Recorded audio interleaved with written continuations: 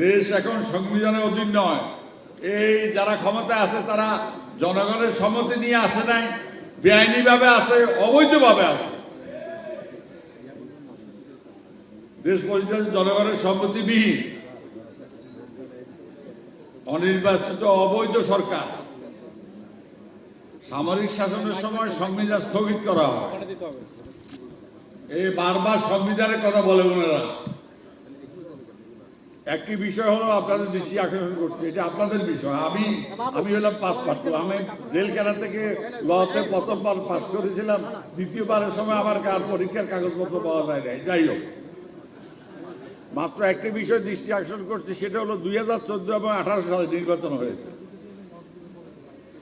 সংবিধানের 123(3) এর ক অনুসারে, অর্থাৎ সংসদের মেয়াদ সমাপ্ত না হলে সরকার গঠন করতে যাবেন না, সরকার গঠন করতে পারবে না। আমার যদি ভুল হয়, জয়নালউদ্দিন ভাই আছেন সিনিয়র আইনজীবী, আমার এই সংশোধন করে দেবেন।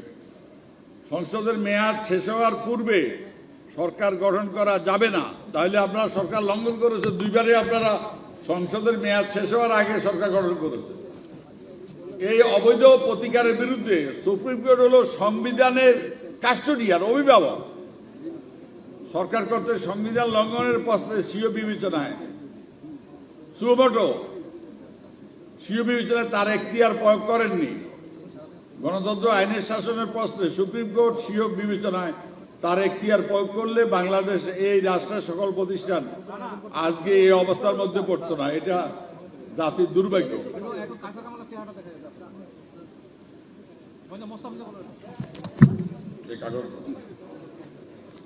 দুর্ভাগ্য আরো অনেক কিছু আছে, রাজনীতিবিদেরও আছে।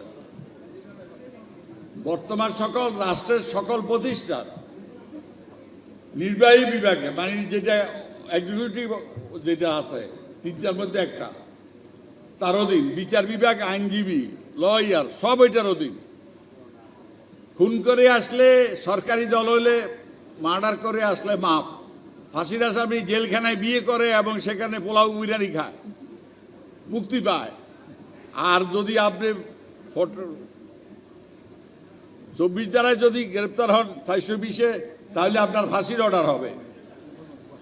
আমি জীবনে শুনি নাই একজন রাজনৈতিক কর্মীর বিরুদ্ধে, নেতার বিরুদ্ধে 100টা মামলা হয়। একটা খাগড়াছড়ি, একটা হলো বুড়ুঙ্গাবাড়ি। 30 দিনে মাস কিভাবে হাজিরা দেবে আমি বুঝি না এটা। আজকে আপনারা যারা এখানে আমার সামনে বসে আছেন, তারা দেখেন কোর্টে কি অবস্থা।